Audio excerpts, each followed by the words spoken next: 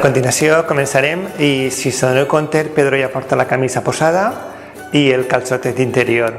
Ara passarà a posar-se les calces i el que farà serà la boca del calçotet abraça la calça. Una fa que no es caiga, fa més fort, i l'altra és que no es vegi el genoll.